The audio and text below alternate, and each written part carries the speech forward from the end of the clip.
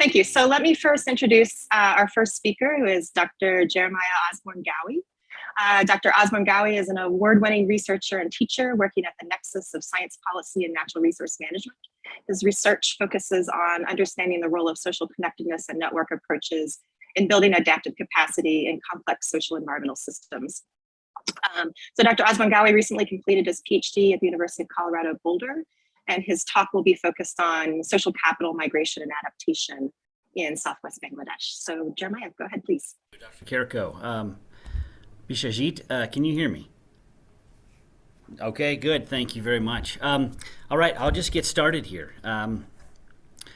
Thank you for the introduction, Dr. Kariko, and hello to everyone joining us from all across the time zones and geographies. I'm grateful to be here, and thank you for coming to the talk. I'll just very briefly say that most of these pictures that I took that are in this presentation, I snapped these pictures, and I received permission. None of them are research participants, but in deference to their agency and autonomy, I just ask that if you do take pictures, you keep them only for your personal use, since they don't know that they're maybe have pictures distributed elsewhere. I just use them for my own use here. Okay, so some context here. Farming is an inherently risky enterprise as it's reliant on changing environmental conditions, and farmers will need to adapt what they do and how they do it if they want to continue farming. Now, there's all sorts of strategies that farmers can and do employ for adapting, but I'll be focusing on two of them here. Migration and how social capitals are related to and predictive of outcomes for farm and farmers, and I'll talk about these outcomes here more in a moment. Now, all the suite of possible strategies that farmers might take to adapt, all of them have implications on a host of other processes. For example, culturally, for household, regional, and food security, development. And a farmer deciding to send a household migrant, for example, might have relied on that person to help with the chores on the farm, necessitating that when that migrant's away, they cut back on the amount of land in production or planting different crops, or maybe even leave farming altogether. And if enough farmers in an area decide to do this, that can have significant implications for regional food security. Now, I'm not saying that these things are inherently good nor bad, although they can certainly be both. I'm simply making the point here that in making these choices, there are trade-offs, and these trade-offs are worth exploring.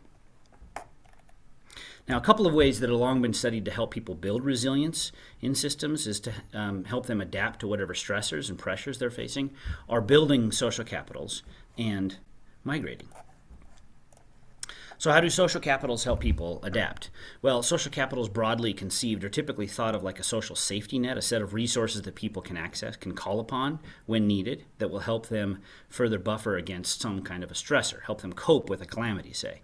And we can think of social capitals as a form of currency people can build and bank, that they can set it aside and then withdraw some amount of that currency from that bank when they need it. Social capitals can include things like trust in and support from your neighbors or your community, or a feeling of cohesion in your community. And we can build these by, for example, interacting with others in our communities, maybe exchanging labor as farmers often do. And perhaps when doing so, one farmer hears about a new technique for planting rice that's a bit less labor intensive. That's potentially great news, particularly if you sent a migrant and you're a bit short-handed for work on the farm. Now, social capitals may not necessarily be beneficial, at least not in the medium to long term. For example, in situations where people are receiving high levels of social support, this may lead to lower capacity for those providing the support to continue it, or to provide support for others, or even maybe fully exhaust the support to the point where there's no further support. And this has troubling and potentially catastrophic consequences for those that are reliant on that support. Now, similarly, migration is frequently seen in some locales and circumstances as a potentially beneficial adaptation. For example, sending a household migrant may allow them to access broader social networks around where they're at or headed, maybe be able to diversify livelihoods, particularly of the household, maybe even into more lucrative livelihoods, and potentially result in remittance streams being sent back home. But it's also exceptionally expensive to undertake migrations, and it can be quite disruptive for sending households. Additionally, it may not necessarily be beneficial, or, for example, in situations where a migrant is say, unable to find more lucrative work or any work at all. And then sending a household migrant means less labor is available in the origin community, in that origin household, to carry out the existing livelihood like farming. Thus, the conditions and contexts in which migration may be adaptive are somewhat variable. Now, this led us to ask, are social capitals helping farmers in rural developing areas cope with environmental stressors? Are they beneficial? Are they serving as a buffer against the effects of disturbances? And specifically, we examine whether higher levels of social capitals may be associated with improved rice yields and farmer well-being. Now, this is among the head farmers who remain in origin communities. Second, we ask whether having a migrant away is correlated with these outcomes in the non-migrating farmers. And third, we examine whether social capitals and wealth may moderate the effects of having a migrant away. Now, to explore these questions, we utilized a household survey, data from a household survey called the Bangladesh Environment and Migration Survey. It was carried out by Drs. Carrico and colleagues, where they used a random probability sample of 4,000 plus households across 20 villages in southwest Bangladesh in 2019. Now, the survey included questions related to livelihoods, household and farm conditions, migration histories of heads and their children, including current conditions. Now here, we restrict our data set just to rural agricultural villages. This resulted in a total of 15 of the original 20 villages that are included here. And for this work, we're just looking at households from 2019 that are just rice farmers. So rice farmers that have ever been married, they're currently heads of household, and they're in origin communities. And this resulted in a subsample of 935 head rice farmers that are included here in these analyses. Okay, so what were the variables here for these models? Well, first of all, we were looking at rice yields in the previous 12 months for the household, whether the head farmer was underweight, and I'll talk about that a little bit more here in a minute, but using a body mass index in less than 18.5. And third, whether a head rice farmer had experienced a high level of psychological distress in the last 30 days. This is using an established scale and questionnaire, the SRQ-20. It's been tested in Bangladesh and it holds up well. Now, the key predictor variables here were whether a migrant was currently away, 3 measures of social capital. This is the amount of practical and emotional support that they'd asked for in the last year. That's social support. Social trust, the second of these capitals. A 4-question composite score about whether a farmer trusted their family, friends, and community to help if they needed it in some kind of an emergency situation. And the third social capital variable, social cohesion, which was a 2-question composite score about whether a farmer perceived there to be harmony in the village and if they liked living in it. And then we included some key interaction terms here, that of wealth and social capitals, and social capital and whether a migrant was away. Now, these interaction terms allow us to test whether the effect of one variable is moderated or conditional on another variable. And here, we utilized Poisson models for predicting rice yields and Logit models for predicting head rice farmers' mental health. So what did we find? Okay, well, I've presented some sort of complex or busy figures here. Results from the models complicate the picture a bit about the role of social capitals and migration farmers. Sometimes helpful, sometimes maybe not. Here I'll present basically just some of the statistically significant results that came out of these models. I won't present all of them. There's simply not time here. But I'll draw your attention to a few of these patterns that we find here. And that we find that some social capitals are indeed predictive of yields, in some cases positively predictive and others negatively. So by way of explanation, so that we're all oriented to what I've depicted here, what we're looking at is predicted rice yields on the y-axis, and this is in metric tons per hectare, for level of social support, this is in the first panel, and social cohesion in the second panel. For the social capitals, we've depicted them here as low, medium, and high levels. This is represented with the circles, the triangles, and the squares respectively, and we've organized them by level of relative wealth on the x-axis. Wealth category 1 being those who are relatively the poorest, and 4 the wealthiest here in this sample. So when I say that the effect of social capital is variable and it's conditional on wealth, here, looking at rice yields among the poorest wealth category, what we see is that the level of social support, as that increases, low, medium to high, rice yields decrease. Now that pattern flips in the second lowest wealth category, where rice yields increase with increasing level of support from low to high, or at least significantly from low to medium, and then non-significant pattern thereafter. And then it kind of becomes muddled thereafter. at higher levels of wealth. Now we see the reverse pattern with level of social cohesion, another one of these social capital variables. This is the second panel now, where among the poorest, rice yields increase with increasing levels of social cohesion. And then that pattern flips, where we see a decrease in rice yields as an increase in social cohesion from low, medium to high. And then the pattern becomes, again, somewhat unclear thereafter. Now, the effect of social capitals, in this case social trust, on yields is also conditional on whether a migrant is away. This is, again, organized on the x-axis. The left half of the figure here, what we see is with increasing levels of social trust, predicted rice yields increased, but only when no migrant was away, the left half of this figure. When a migrant is away, rice yields decrease significantly between low and medium levels of trust, but not significant thereafter. So again, a clear pattern at one level, a little less clear at another level.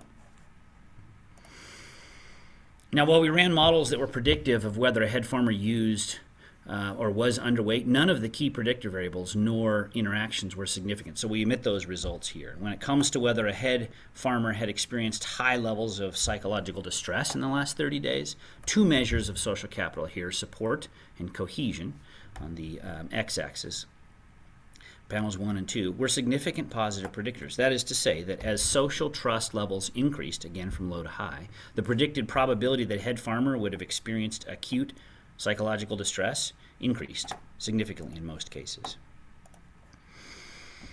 Okay, so overall, in general, we find evidence that social capitals are predictive of improved rice yields, but the effect is contingent or conditional on wealth, and the results are somewhat mixed. For example, among the poorest, increasing social support is associated with smaller yields and increasing stress. Additionally, higher levels of social trust are generally associated with higher proportion of farmers experiencing acute psychological stress. That's an interesting finding here. Now, we're still probing this data to really disentangle what's going on here. One likely explanation is reverse causality, where those that are drawing the most on this bank reserves of social capitals are doing so precisely because they're struggling the most. We don't have the counterfactual here. That's one of the downsides of this sort of data, survey data. But we can see the observed conditions at one point in time, and it's possible that these farmers would be even worse off without access to these social capitals. Okay, thank you. I think I'm getting close to time or maybe at time.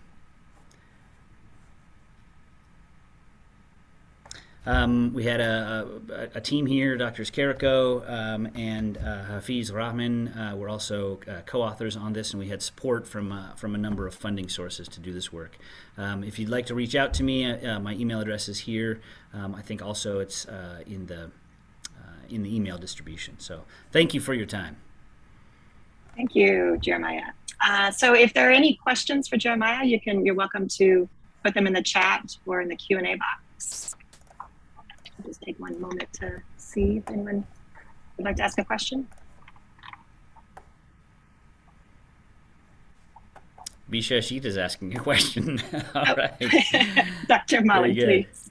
I just on clarification question. I was really thanks Jeremiah for this short, making your whole presentation short. I know a lot about your work, but I was really wondering. So, can you give an example of when people are really in psychological stress and also lack of social capital, and then they are feeling like to send their families to migrate, maybe not from the data set, but when you are in the field in the Bangladesh, maybe you have observed this kind of situation, just like, is it possible, So I am psychologically stressed and I have a lot of opportunity of social capital. And then I am using my son or daughter to send, or my husband to send to that city as just like a migration option. Mm-hmm. Yeah, thank you for the question, Dr. Malik.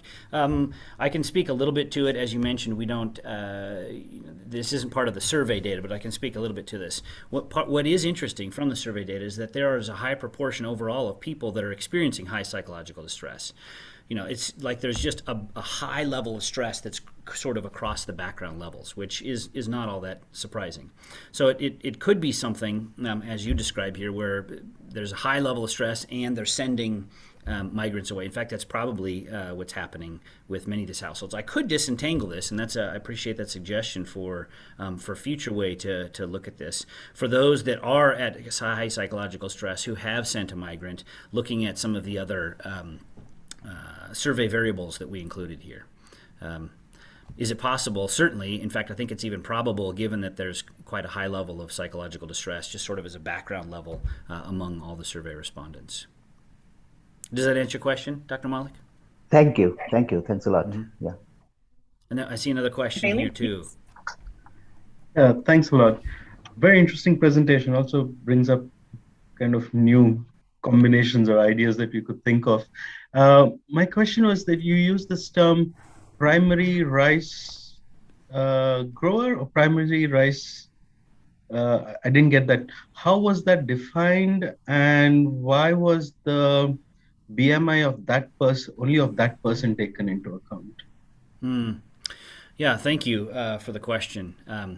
To clarify, rice yields were rice that was grown by that particular household in the last 12 months, and I combined the three primary rice types of rice that were grown. So if anybody grew rice at all, it was the household was included in it, and then looked at total rice production yield per. So this is amount produced per unit area. So it's scaled across. Those that have small and large rice yields. Why did I only look at the head farmer? Well, in this case, I was particularly interested in, and we have data for everyone, but I was particularly interested in what happens with head farmers who send a migrant and those that don't. But we do have information, physiological information and psychological information for other household members as well. So it's something that could be part of future analyses. Yeah, because I was imagining if it was on household division of tasks or division of resources, maybe the head of the household's BMI may not be if we would have looked at other more, say, relatively less people who like older adults or very young children, their BMI would give us more accurate kind of understanding of household level nutritional status or socioeconomic status, right? In that sense, because then we are measuring ones who are more able to work in that sense. There's a bit of that ability, I wouldn't say bias, but in a connection over there. I appreciate the comment there, and agree. I think that would be a very interesting set of analyses to do here. We're just starting to disentangle some of this, starting to do some of these analyses. So that would be a logical next step, is to look at BMI, which I know we have for spouse, and we collect it in some households for others as well. We do have a whole bunch of other health-related variables, which I haven't dug into or presented here yet for you all. Yeah. Thank you for that. Okay, thank you so much. So let's move on to our second speaker, which is Mrs. Kelsey Best. Ms. Best is a doctoral candidate at Vanderbilt University in the United States. Her research aims to understand how climate change interacts with human societies, how people adapt to climate change impacts, and how adaptation measures can be implemented in just and equitable ways. Her work involves collaborations with social and environmental scientists and uses a variety of data-driven methods, including machine learning and agent-based modeling. You can see Ms. Best's title there. So go ahead, Kelsey, it's all yours. Thanks. Great, thank you, Dr. Carrico, and thank you all to the organizers and for having me here. So my name is Kelsey Best. I'm a PhD candidate at Vanderbilt University in the United States. And as Dr. Carrico mentioned, most of my research is very quantitative, using a variety of modeling methods. But for this talk, I'll be focusing on some more qualitative work, collecting and mapping narratives of environmental migration in the Karail community in Dhaka in Bangladesh. So just to orient us a bit, and Jeremiah did a good job of this already, but some of the motivation of this work comes down to our understanding that migration in general, and especially environmental migration, is highly complex. So we know that even when environmental factors play a role in influencing migration, they're just one of many factors that can interact together and reinforce one another. So for example, in this image, you see that environmental impacts may interact with social settings and social networks or capital, as Jeremiah discussed, political context, individual and household characteristics, and of course, economic considerations. But ultimately, the migration dynamics that we're interested in come down to a decision to migrate or to stay. So that decision between migration or non-migration is really what my research is interested in. As I mentioned, most of my research is very quantitative, and this is usually how I think about these problems and how I address these problems.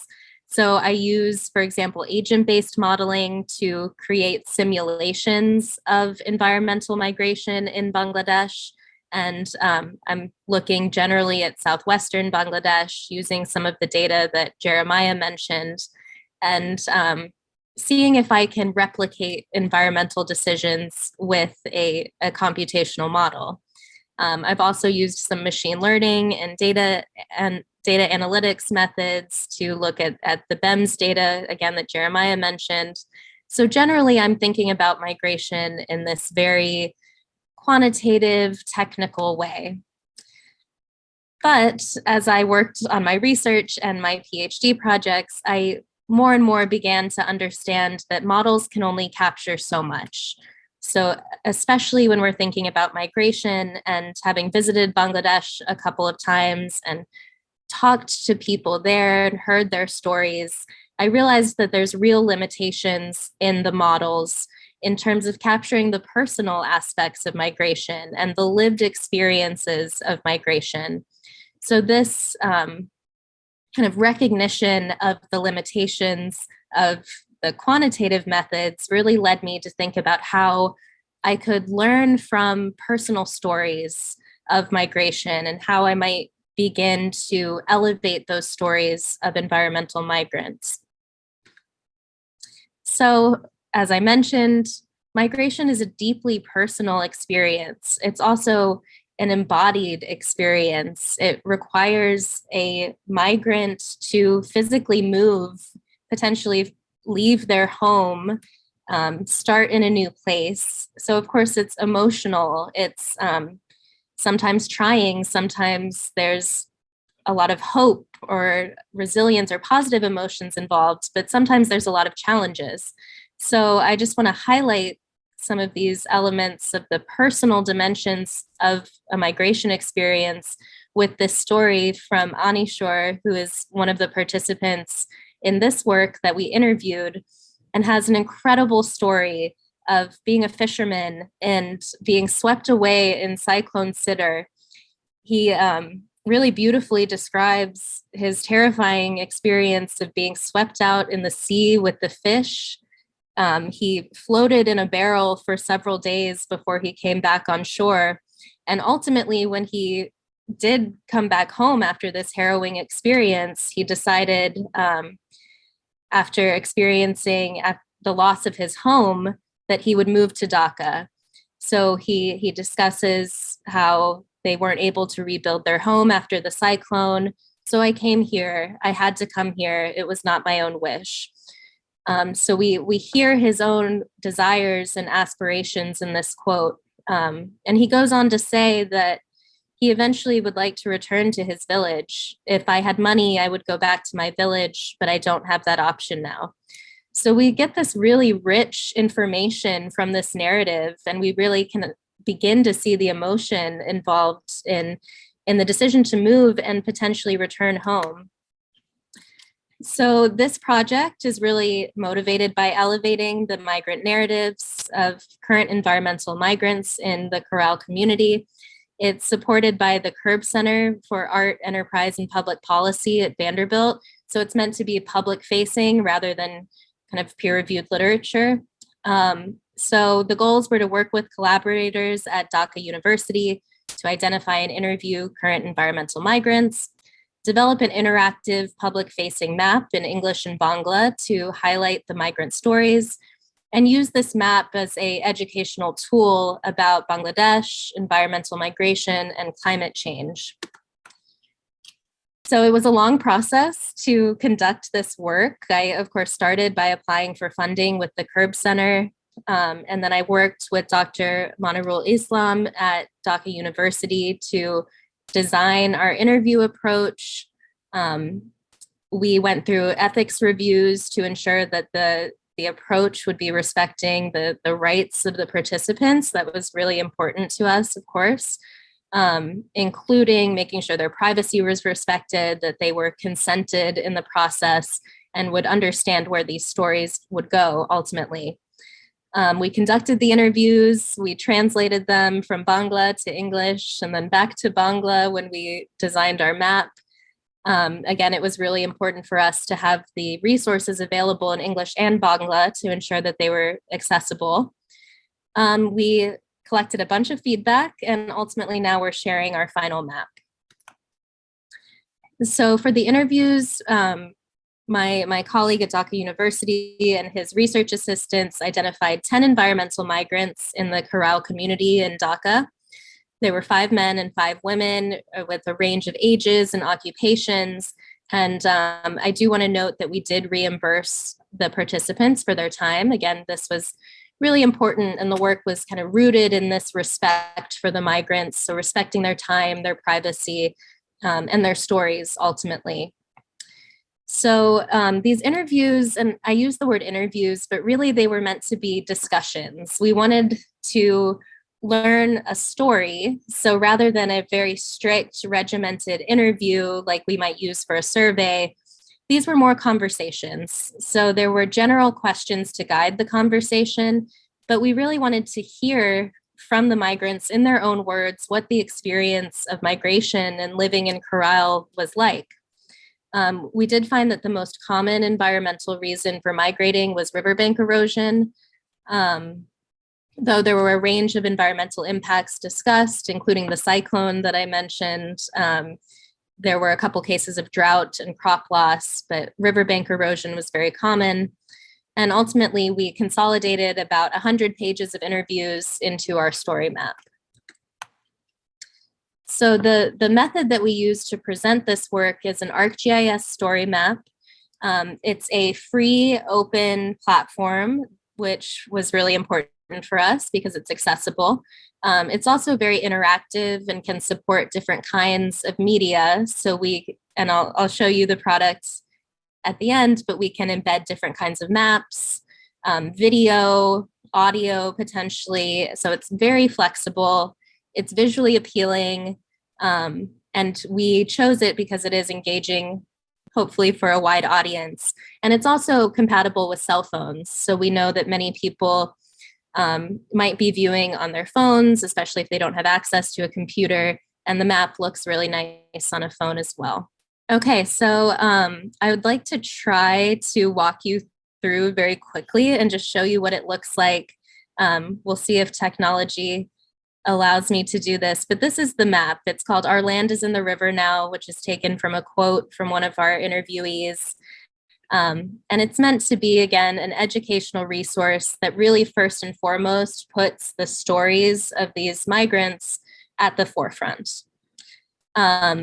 So this is what the map looks like, and you can see immediately that this button will take you to a version of the project in Bangla.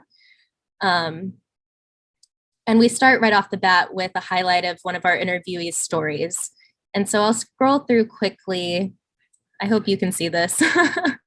But just to highlight how we have different kinds of media.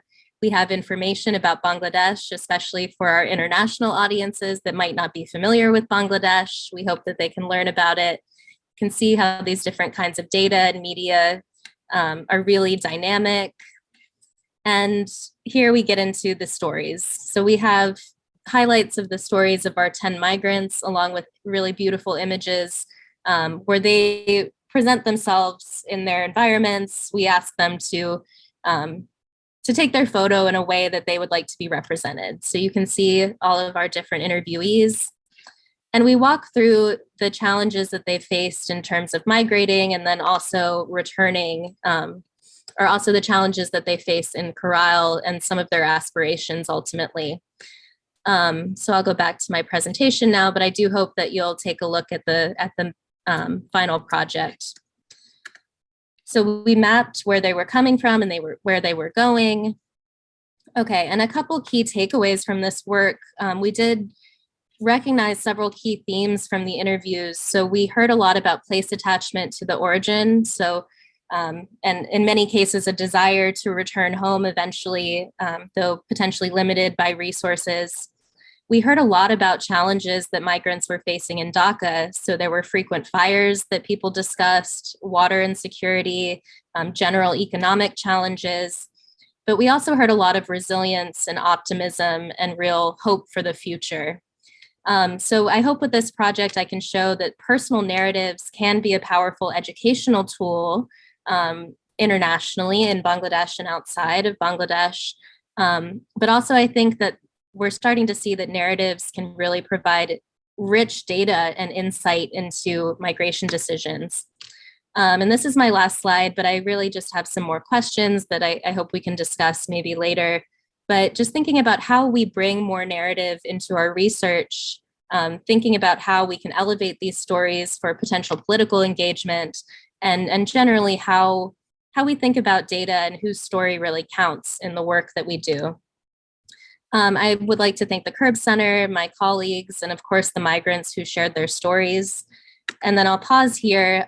Feel free to reach out to me. I would love to hear from you. And also I have a QR code here that will take you to the final map. So thank you so much. Thank you, Kelsey. Excellent. And it looks like a link to your story map is also popped into the chat by one of our attendees. So thanks for that as well. Great, thank you. Is there any question for Ms. Bess before we continue? And I'd just say, I think the attendees, if you would like to voice your question, if you could raise your hand, we can unmute you, I believe, to allow for an open conversation. Please, Jeremiah, go ahead. All right, Kelsey, wonderful presentation, and I had looked through your story map prior to joining today.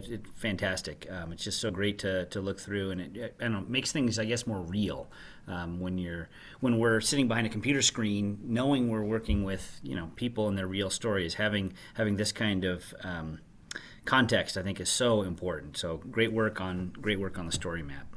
Question for you: given your work with the quantitative modeling, your familiarity with it, and now with the interviewing or the discussions that you were holding with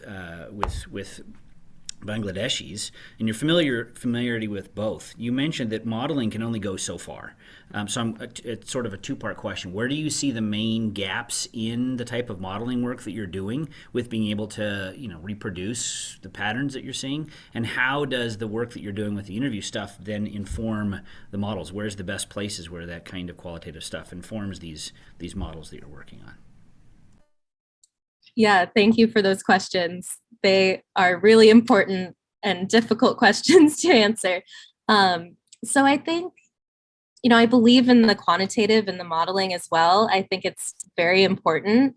So I don't want to diminish that at all. It's where I spend most of my time. But I think the questions that the modeling can answer are very different than the questions that the qualitative work can answer. So for example, if we want to know, what does migration feel like? A model can't answer that for us. But if we want to know, what are the high level processes that are contributing to migration patterns, then a model is going to be much more useful than a discussion. So I think it's important just to recognize the right tool for the right question and realize that, the more I do this, the more I think there's not one method that's going to get us to a really deep understanding of what's going on. But I do really hope to, in the future, try to bring them together a little bit more. So especially with the agent-based modeling, there's a lot of flexibility to code for things like place attachment or social networks and social capital. And we have to be careful about how we translate those very, human experiences into an equation that goes into a model. But I think there is a lot of potential to inform the models with the qualitative work in a deliberate way. And, I'm hoping to keep doing that. There's a lot of really interesting work out there that's bringing more participation to modeling directly. So co-designing models with people who have the lived experience, testing the models with them. And those are all things that I really hope to do in the future. Thank you for that. And I see two other questions as somebody helping with the Q&A portion here. I see a couple of other questions came in over the chat. Dr. Carrico, do we have time for more questions? Yeah, let me suggest that we move forward, but we can come back to these questions in the open discussion, so we'll stay on time that way. So thank you very much, Ms. Best. So next, I'd like to introduce Ms. Helen Wilson Barnes for our third speaker. Ms. Wilson Barnes is a PhD student studying environmental change and human migration, particularly how mobility contributes to community and household adaptations to climate change. She has a BA from the Elliott School of International Affairs at George Washington University, where she conducted research focused on migration in Bhutan and Samoa, and has also worked for nonprofits and international development in Myanmar, Puerto Rico, and most recently in Washington, D.C. So Ms. Wilson Barnes, it's all yours. Thank you. All right, good morning and good evening to most everyone else. Okay, let me share my screen. All right, is that visible to everyone? Excellent. That's okay, thank you. So today I will be walking you through the results of a current research project that is driven by this question. So I want to understand the changes over time in mobility of women in Southwest Bangladesh and how those changes interact with extreme weather and environmental stress. So in my analyses, I break down a sample of daughters, household daughters, who are ages 15 to 39 into three categories: those who do not migrate, those who migrate with a male family member older than 16 or in the year of her marriage. And lastly, those who are migrating either alone or with other relatives or friends. So that is to say, the trips are likely taken for work or economic opportunity. So I'm looking at these migration types over time and predicted by a suite of individual, community, and other demographic factors. But this work is unique in that it also includes spells of extreme weather as predictors. Ultimately, this research project and my other projects as well are motivated by questions about gender norms and livelihoods and migration. And I mostly employ a quantitative approach to seek out the factors and the large-scale patterns that can unravel the complexity of these interactions. I pull from the New Economics of Labor Migration framework, which views labor migration as an intentional choice by the household to diversify their income. I'm also heavily informed by Dr. Rishi's integrative approach, which claims that economic factors alone are not enough to explain Asian women's migration, and that research must look at gendered factors at the individual, household, community, country, and even international levels.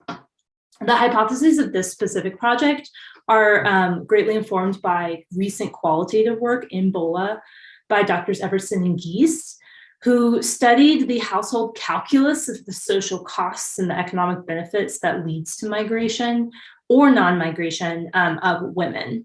So they found that increasing economic migration of women and some lessening of community social stigmas against female migrants when environmental stress meant that male providers could not adequately provide for the family.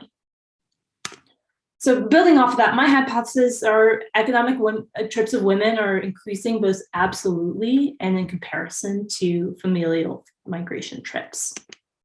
I'm looking at the frequency of migration in the last 3 decades, in 1989 to 2017, and their composition over time. There are 2 outcome variables in my data set. The first is that a first trip was taken in a given person year and that it was economic. And the second is that the first trip was taken in person year and is familial. So I run these models to predict each of those separately. My second hypothesis is that economic trips are responsive to environmental stress. I'm defining environmental stress using extreme weather and looking at how many consecutive days there was in a year that were greater than 90th percentile for dryness, for heat, for wetness, and the interaction between dry and heat.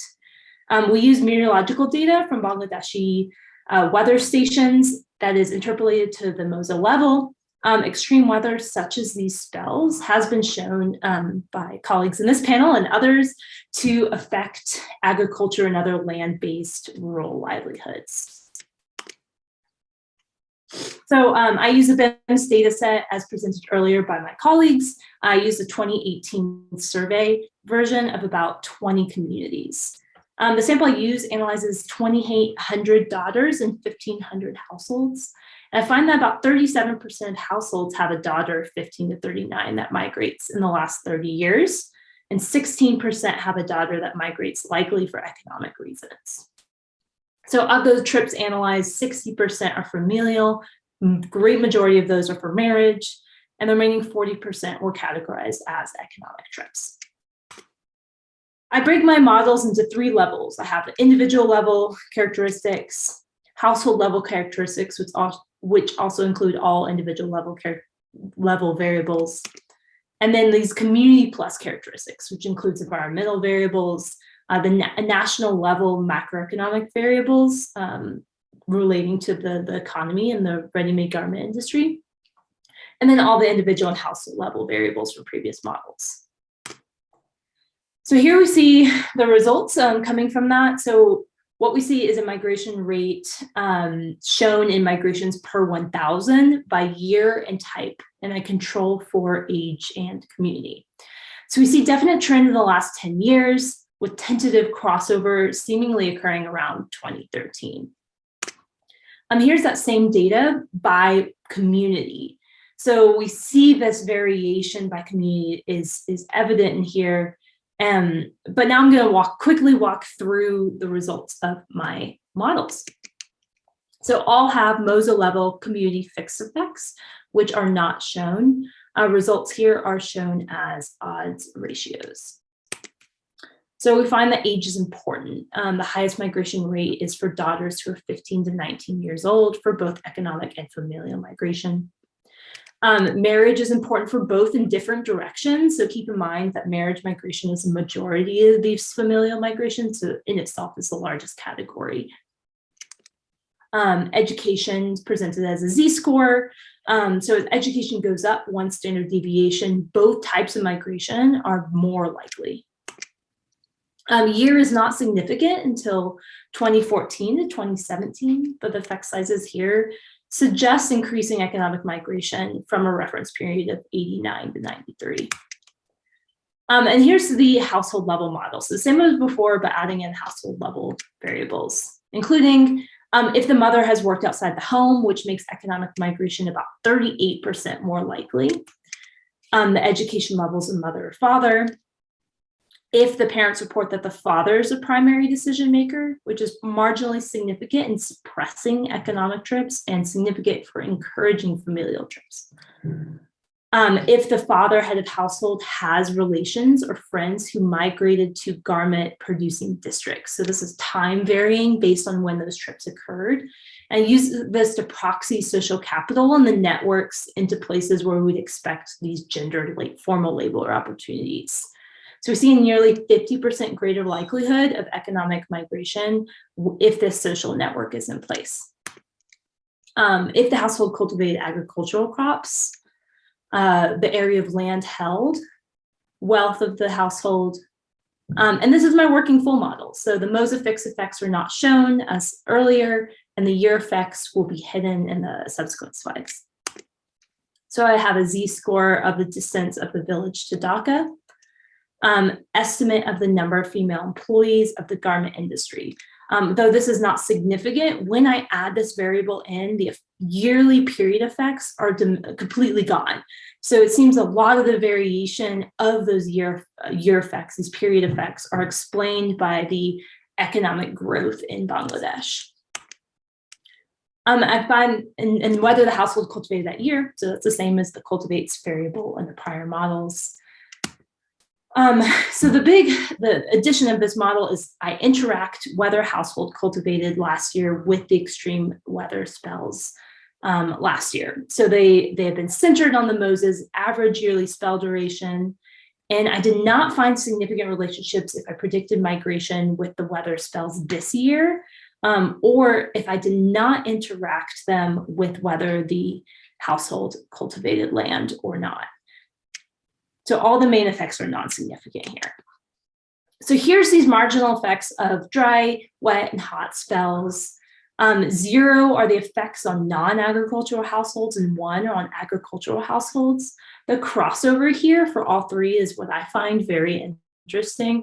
So if you look at the red, the hot spells are encouragers of economic migration for non-agricultural households, but suppressors of economic migration for agricultural households. So for dry spells specifically, 1 day longer than the mean associated with a significant 3% drop in economic daughter migration. But for non-agricultural households, the effect is 3% more likely. So here's that crossover looking just at drought for both types of households. For heat waves, 1 day longer than the mean is associated with a 16.2% drop in economic daughter migration. And for non-agricultures, daughter migration is 19% more likely. Wet spell, significant 7% drop in economic daughter migration. Non-agricultural households, again, have this crossover, 7% more likely after a wet spell. Lastly, there's no significant effects on familial migration. So to return to our hypothesis, yes, we do see evidence that economic migration trips of daughters are increasing both absolutely and vis-a-vis familial migration trips. However, the period effects of the last decade or so seem to be explained by the growth of the ready-made garment industry and other economic opportunities, with no time effects above and beyond those. So that is, the growth of economic trips seems to greatly correlate with this growth in ready-made garment industry. In 1989 to 93, controlling for age in MOSA, the average percent of 15 to 39-year-olds taking a first economic migration in a given year is 0.49%. That grows a little bit from in 2014 to 17, that's 1.3%. These are small numbers, even if they are growing, and familial trips hover about 1 to 1.5%. However, given those small numbers, over the 30 years from age 15 to 39, the cumulative probability of a daughter taking any type of migration approaches 50%. So economic, it approaches 22% cumulative probability. But even so, the dominant state is one of non-migration of daughters, even in the face of significant economic and environmental changes. So to go to hypothesis B and wrapping up here, we also see evidence that economic trips of daughters are responsive to environmental stress. We see that extreme weather means agricultural families are less likely to send daughters on economic migration trips, all else equal. The effect of last year's 1 more day past the yearly mean depresses the likelihood for agricultural households anywhere from 3 to 16%. For non-agricultural, that is more likely. So all my models are run showing agricultural households, since they have the clearest mechanisms between how this extreme stress would affect the households and the livelihoods. The quantitative limitation here that Ms. Bass really touched upon is, why is that? Why would this be the case? What are the mechanisms tying extreme weather spells to increased daughter economic migration for non-agricultural households? How are the trade-offs between formal economic opportunity, livelihood stress, and cultural norms being decided on a household level? So my next steps are to qualitatively explore some of these questions in the communities we surveyed. I hope to do that this fall. All right, thank you so much. And a huge thanks to my collaborators, including many of the colleagues that were represented on this panel. Thank you, Helen. Great work. Let me invite any quick questions for Helen. You're welcome to raise your hand and we can unmute you if you're an attendee. And also invite anyone to type questions into the Q&A or the chat, and we can address those as we move into the open discussion. Dr. Bailey, please go ahead. Thanks, Helen, for a very interesting presentation. I was also wondering, you measured whether the probability of moving, right? Probability of migration. If there were siblings, like elder sisters who have moved, would that change the probability of moving? Because now you mentioned social network, but maybe if you disentangle the social network to look at if there are elder siblings who have moved, cousins or other paternal or maternal relations who've moved, female members who have moved, that could create more, opportunities of mobility. Yeah. Yes, thank you. That is something I've tried, and it was perfectly predictive. So I did not include it in this model, and I think it's a data issue. But I'll think about ways of approaching it from maybe different angles. But I did look at female family members and how that interacted, and it was perfect, perfect correlation. So I hope to be able to try a different way for that, because I agree that would be a powerful way to show that. Great, thank you so much. So for the sake of time, let's move forward to our fourth and final speaker today. Let me first introduce Dr. Ajay Bailey, who's a co-author in this talk and has kindly joined us as a panelist. And then I'll introduce our speaker second. So Dr. Ajay Bailey is a professor and chair of the Department of Human Geography and Spatial Planning at Utrecht University. He is also chair of the Dr. TMA Pai Endowed Chair in Qualitative Methods at Manipal Academy of Higher Education in India. And he leads the research line in global migration, culture, and place, working at the interface of anthropology, geography, demography, and public health. So Dr. Bailey has over 15 years of experience in qualitative research and is leading several very interesting projects that are focused on aging, urban mobility, and social and economic well-being. So thanks so much for joining us today. And our speaker is Dr. Salim Jahangir.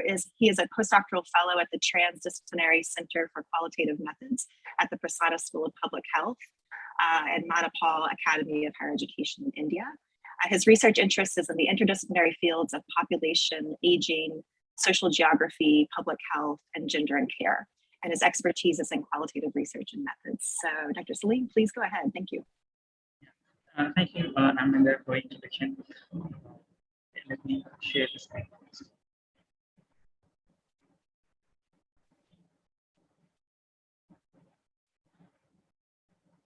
Salim, maybe you can keep the mic closer to your mouth, and it's easier to listen to.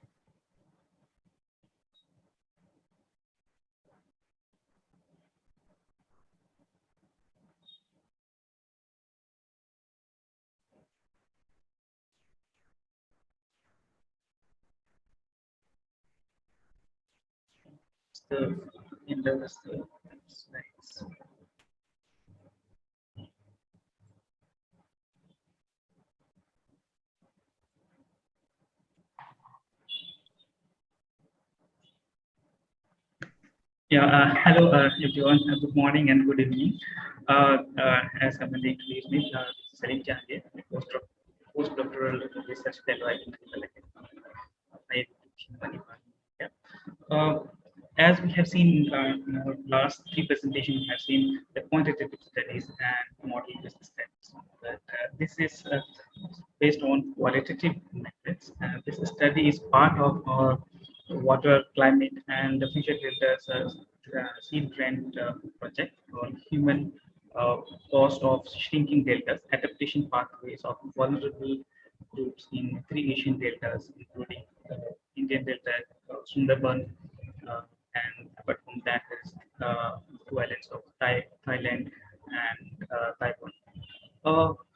Today's study that I'm going to present is part of that fieldwork that we found that we could explore from Indian Sundarban. This is Jolek Umir and Dangai Park adaptation pathways of local communities. This Jolek Umir and Dangai Park is a phrase in Bangla which means crocodile in water, river, and tiger in land. So this is basically the conflict between human lives and the wildlife, how they are coping with the increasing extreme events and its aftermath. So, Salim, can we just ask you to speak a little louder and into the microphone? It's a little difficult to hear you. Yeah, thank you. Yeah. So before going into the deeper part of the findings, I give a quick background of the study that the local communities living in the coastal areas are mainly engaged in agricultural activities, including cultivation of paddies, that rice or fishing, prawn seed, catching crabs, and honey collection in the jungle forests.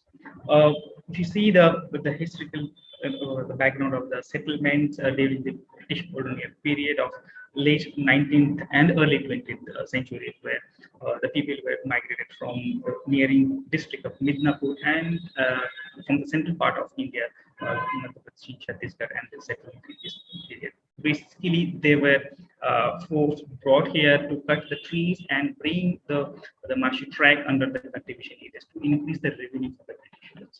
And gradually after the partitions, independence, and even after the partitions of Bangladesh from 1971, the people still continue migrating towards this part of yeah, as I was mentioning that this study is based on qualitative methods. We have conducted 42 in-depth interviews. The interviews were conducted in Bangla language and then was transcribed and translated into English for analysis. Out of 42 participants, we had 24 men and 18 women from different villages. But basically, we have taken two islands. One is the Mosuni Island, which is in the southwest, and another the Delta Break, that is Osaba block from the southeast region of Sundarban block, where most of the people, most of the participants of this study are older adults, and we have conducted 22 households where 18 participants were from the same household. So what we found from this study when we are doing field work is that what are the impact of increasing extreme climate events.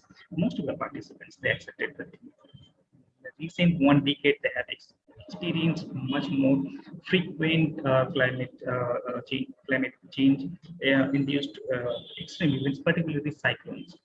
Even in the last year, in 2021 itself, there were 2 cyclones that hit in that region, is Cyclone Yas and Jawan. Before that, it was Amphan during May, June in 2020. This study was conducted during December of 2020 and January 2021.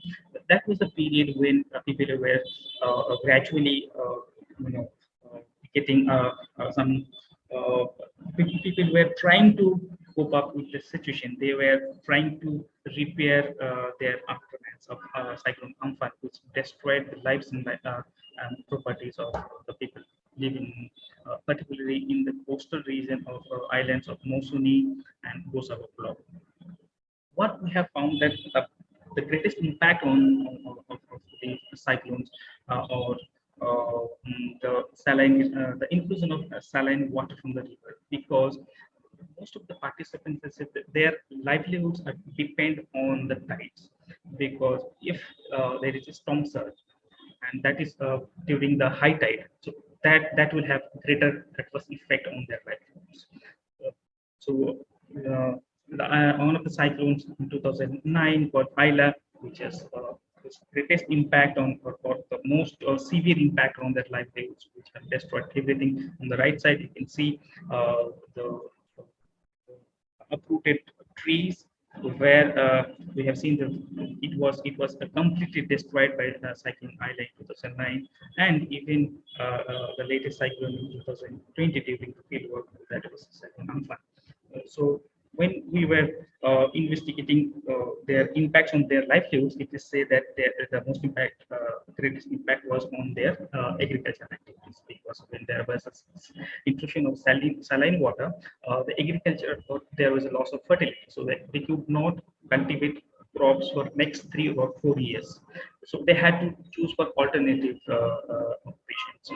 So in that sense, when we were trying to their opinion about the strategies, how they cope up with the situation immediately, and the adaptation pathways for long term. So what we have observed in this study is that for the immediate impact, to mitigate that impact, because of the loss of a house was one of the greatest loss for them, because shelter was one of the most what they said is this is the primary thing that we try to save our shelter. So initially, most of the houses are made of Dutch houses, means made of wood and mud. But gradually, we are trying to build a concretized or cemented house where they feel that if they build concrete houses, the impact of high-speed wind or storm have lesser on that. For that, of course, they are getting some government aid or some of the interventions from the local government to build concrete houses. Apart from that, they choose, as I was mentioning, they choose alternative livelihoods. And livelihoods in terms of that they try to engage in catching crabs in the deeper creeks of the rivers which going in the jungle, and also collecting honeys in deeper forests. So they risk their life to when they engage in these two activities, because they face tigers when they go into the deeper jungle to collect honeys, as well as because when they catch crabs, that is in after evening or during the night. So they have to tie the boat with the tree in the jungle, and they have to wait, and they have to get down on water, shallow or marshy water in the creeks to catch crabs. That was the most suitable time for tigers to attack on the human being. So many people, I mean, those who have one of the participants, Gopal Mondo, he was attacked twice, but he still survived. But he takes risk of life to involve in catching crabs because of lack of other opportunities. The other strategies that have adopted is migration. The young generation is reluctant to engage in the traditional activities of agriculture. Activities. Basically, the young generation try to migrate the neighboring states, as well as in different other districts of West Bengal. Uh, Currently, what we have, one of the participants, Raghuram, what he said that he has two sons. The elder son has migrated to the nearest metropolitan city of Kolkata, where he works, and the younger son is still studying in this region. Uh, and his house is the impact of migration is that the remittances are being used to construct the house that we can see in the left side, because this is the place where they were born, so they do not want to leave the place and to completely migrate out of the region. Though they are landless laborer, still they have some attachment with this place. They were born here and they teach it, so they do not want to leave this place. Apart from that, many young generations during the off season, they also engaged in grabbing, catching crabs, because that is nowadays the prices of crabs are quite high. Like for 1 kg of crab, it is about 600 to 800 rupees. That is almost $7 to $8. So to get money quickly, they take the risk of their lives to engage in these activities.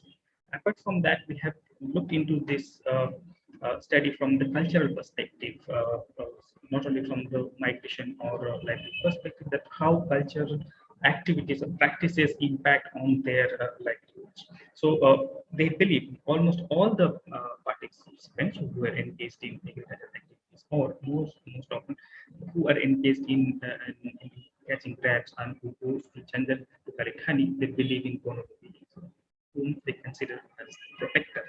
Because if they do not pray or they not offer their show respect to these goddesses, they will be in danger, because these goddesses protect them from tiger attack. So for their every activity, before leaving their house to jungle, they perform particular rituals for their protection, and when they reach to the jungle, again they perform certain rituals to get protection from these tigers. Apart from that, what we have seen, the changes in these activities, changes in their adaptation pathways. Earlier, the current older adults, they mentioned that when they were young, 50 years back, they were helpless. They could not get any support from neither from the government nor from any other NGO interventions. But recently, with the help of new early warning systems through the technological devices like mobile and GPS system, they get early warning systems. So they get aware about the potential upcoming cyclones or high speed wind. So they can prepare to take shelter nearby concrete buildings like primary schools. In addition to that, the present the local government has also constructed some multi-purpose cyclone shelter houses where the local communities take their cattle and ground floor and they live on the so that is for immediate to get protection from the immediate cyclones or high speed winds. Uh, Besides that, what we have found that the intergeneration relation gap between the participants that they said they had this attachment to the place and they perceive this place as their own and even they didn't have any land, they did not own land, they used to work as agricultural laborers, still they had this attachment with this place. But the young generation is more leaning towards migrating out of the place.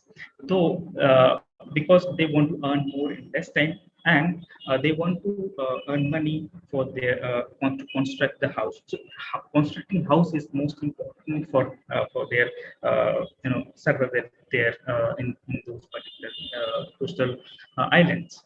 So with this, I will stop and these are some pictures in the during the fieldwork that I have collected, where we can see one of the another adaptation pathways is that people are making ponds nearby the seas where they make some mud embankments. So they started cultivating fishes there and they sell it in the neighboring markets. So this is again one of the recent activities that the local communities have involved. Apart from that, there is changes in the crop cultivation. So earlier they used to cultivate different kinds of vegetables besides paddy or rice. But nowadays they are cultivating betel leaves, which is new innovation, newly introduced to these areas. Other saline we say that the tolerant, saline tolerant vegetables like bitter gourd and some this another vegetable and the same species of gourd, they started producing it and they use it as a commercial product and they sell it in the neighboring town. So with this, they are adapting with this emerging or increasing frequency of cyclones in that Indian Sundarban areas. Thank you. Thank you, Salim. Really interesting talk. This is wonderful. So thank you so much to our panelists and our speakers. This has been an excellent set of presentations. I think we now have about 10 to 15 minutes for an open discussion, and then we'll also invite our discussant, Dr. Kimberly Rogers, to join us and Dr. Malik to add his comments as well. Let's start with any questions directly about, in response to Salim's talk. Welcome anyone to raise their hand or type it in the chat. And I'm happy to go first. I have a question for you. Thank you. Yeah, again, really interesting work. I was really intrigued about the intergenerational dynamic you're mentioning. And I imagine there's quite a lot to dig into on that. And I wondered if you could say a little bit more about any observations you have about how the migration of younger family members is affecting the adaptation of those who remain behind. What is the relationship between that out migration and the in-place adaptation? As I was mentioning that one of the participants in Raghuram who lives at the Dayapur village, his elder son is migrated to the southern part of Kolkata city. So the influence is that he instructed his father Raghuram to make use of agriculture land in a different way, like he encourages for the mixed farming, like not only for cultivating paddy, but also some vegetables or the simultaneously vegetables and paddy. So this is one of the recent development of the participants that they have mentioned. Apart from that, the early regarding the early warning systems, like if they get the warning 2 days or 3 days earlier, they try to take their parents to their recent place, to the migrant place, to keep them safe. When the situation of when after the recent or immediate impact of the cyclone, they send back after 1 or 2 weeks. But just to protect the life of the parents, they call their parents to the recent place where they stay. This is the two things that I have observed during our field work. Dr. Thanks very Kirka, we much. have Hafiz has raised a hand, and there's a question in the chat. I'm not sure if we have time for all of that right now. Okay. Do we have time for more? Let's go to Anna's question, which was asked a little bit earlier, and then we can just take it in order. So I believe, Kelsey, this is for you. Anna Carthy asks, how have the research results from your work been shared with research participants, and how have their priorities and knowledges been included in undertaking the research and bringing it forward? Yeah, thanks for this question, Anna. This is a really important one. So most simply, when we conducted the interviews, we asked for everyone's phone numbers so that we could reach back out and contact them. So we have shared the final map with them, and that was part of the reason that it was really important for me that the final product would be cell phone compatible and also exist in Bangla. I really was hoping to have some kind of in-person celebration with the participants and have food and share the map and just get together. COVID thus far has made that really difficult, but I still hope to do that and actually, get everyone together and share the result, because it, of course, couldn't have existed without them. And then our collaborators at Dhaka University were really important for making sure that everything was culturally appropriate and relevant, and the questions made sense, and having those conversations. And of course, sharing here, I'm really hoping that people will take the story map, especially some of our Bangladeshi colleagues, and share it broadly. But it's something I'm still thinking about. And if anyone has any ideas or experiences with, kind of returning the work back to participants, I would really like to hear that. Thanks, Kelsey. I think Hafiz is next. Hafiz, I think you're able to unmute yourself, so please go ahead. Yeah, thank you very much. So first of all, I would like to thank all the presenters for such a nice presentation. So my query to Mr. Selim, I hope he's available here. Yes, please. You mentioned in your one of your slide, like in the adaptation strategy related slide, that I'm very much interested to learn about the agricultural diversities, basically focusing on the paddy cultivation in your study area. That Anjali Mandal, a farmer, she mentioned that she is growing only paddy after Ayla. By this time, they are affected by salinity intrusion in their study, in your study area. So it seems to be a little bit conflicting in perspective of Bangladesh, because when we visited some south west zone, very near to the sea, so there we found that uh, salinity intrusion is a changing factor, a driver, or one of the most influencing environmental stressors in that area. And it also pushed our poor people force people to migrate. This is very connected.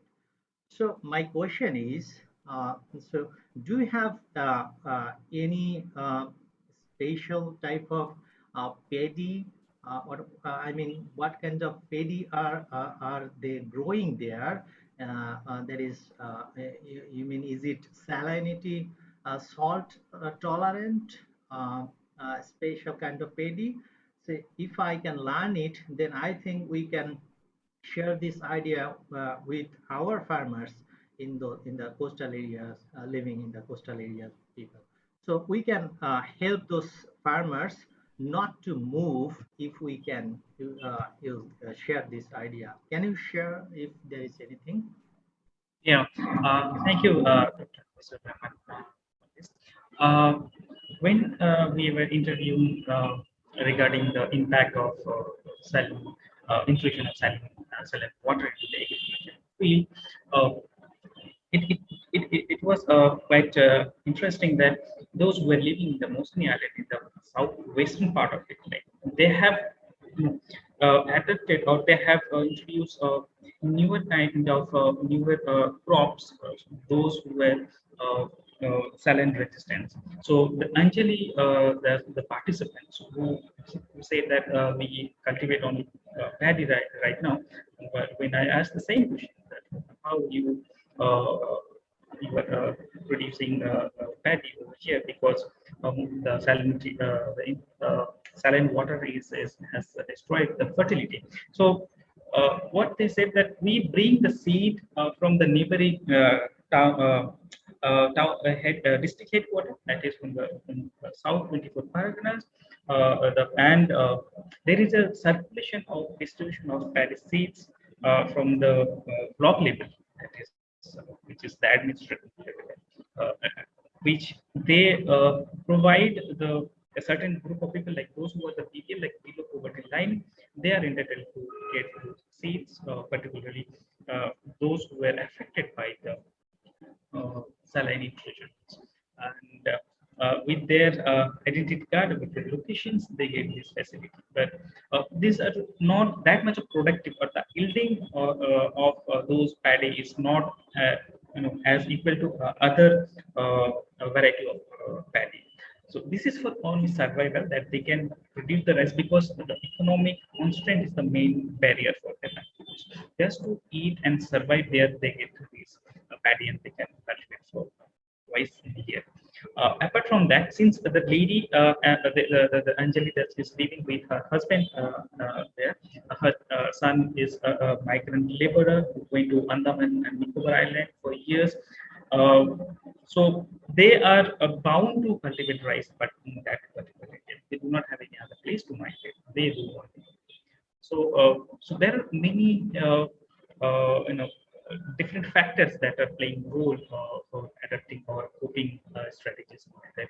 So that would be really interesting. I would also like to go further to inquire about what are the different species of paddy that are being distributed among these the communities for their survival. Thank you, Selim. I'd be happy to learn further from you.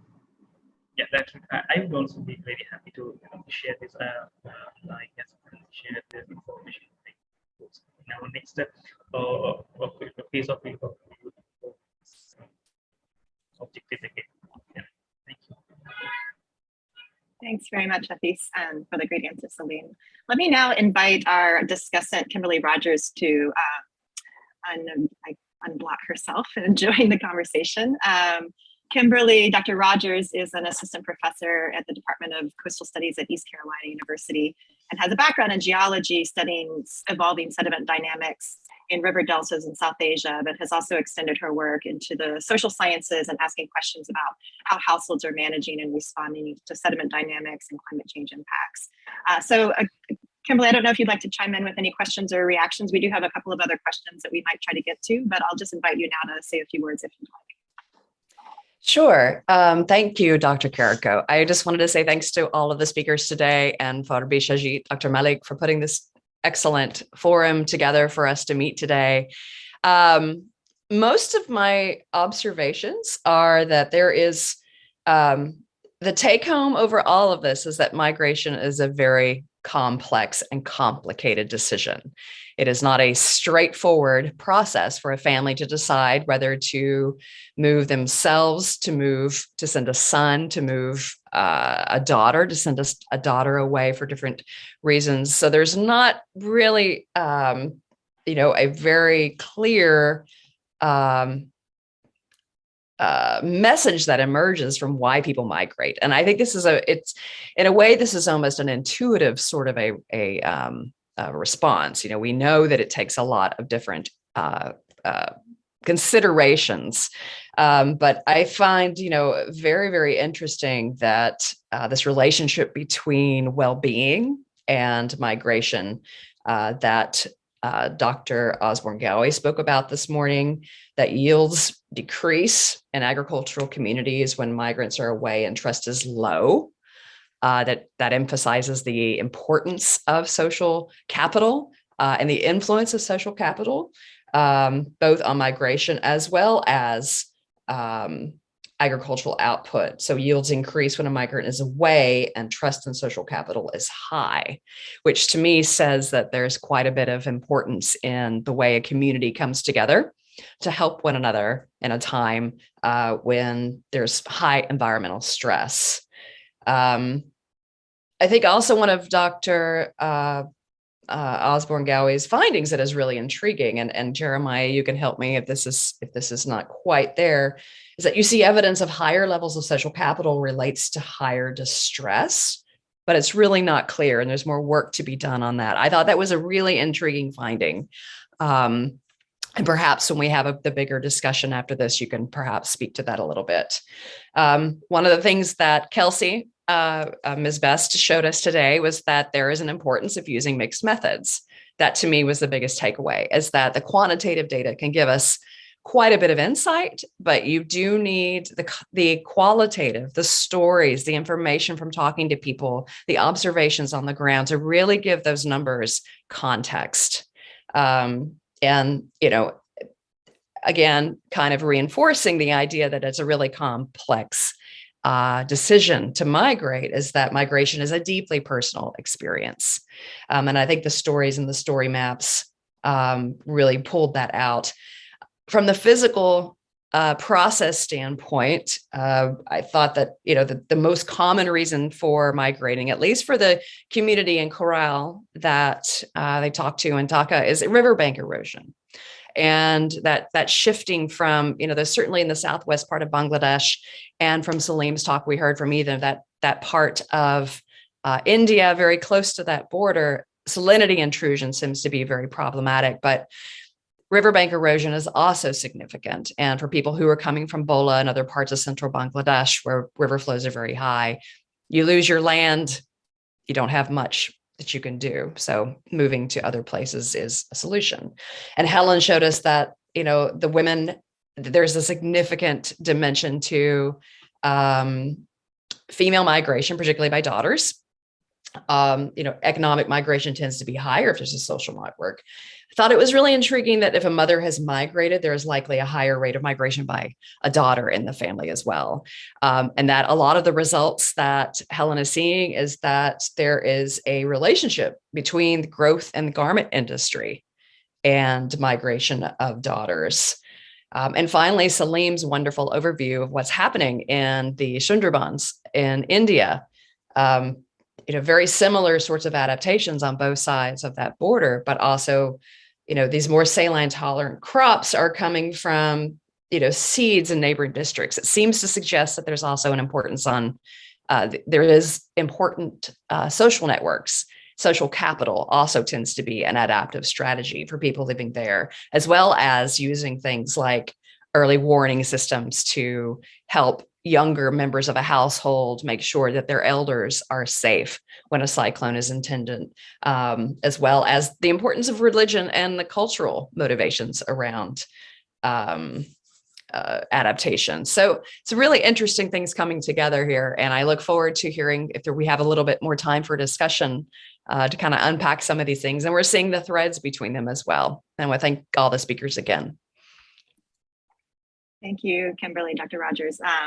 We unfortunately are out of time. We're just about out of time. So I see that there's one question, Zakia, I apologize, we haven't gotten to that question. We'll make sure we snag it and see if Salim would be able to possibly respond over email. But I do think we need to wrap up now. So let me just say a few words and then I'll hand it over to Dr. Malik to close us out. But I just want to thank the speakers and panelists for your excellent contributions. Thank you, Dr. Malik, for organizing this really interesting session. Thank you to ICAD and Gobeshona and the organizing committee for bringing us all together today and creating this really exceptional forum to exchange ideas and to talk about the important work that we're all involved in. And thanks to the attendees for being here and participating. I think our emails and contact information are available on the website, the conference platform. So we would really love to hear any reactions, questions, opportunities to collaborate and take this conversation forward. So thank you so much. Dr. Malik, I'll let you give us some concluding remarks and I appreciate your time. Thanks. Thank you. Thanks a lot. So I am really happy that it's happened. And so including all kind of scientists who are working on the quantitative and qualitative methods. And I think it's really a great session that we are expecting. And I'm really grateful to all the contributors and Amanda for moderating this session, Kimberly for giving a wrap up. And I think it's really looking forward for the great contribution for in future connecting the people who wants to also learn about this project. And on behalf of the university, Technician University Dresden, and also CU Boulder, and also ECU, so East Carolina University. So we are really grateful to the Gobeshona team and to the ICAT team that give us this opportunity to hosting this session. And I am looking forward to keep this conversation going on. And I will write you an email if we can summarize the discussions as a short communications or something like that. Maybe we will keep in the task. And I'm really grateful. Thanks everyone, also the participant and the panelists. So see you next time. Thank you.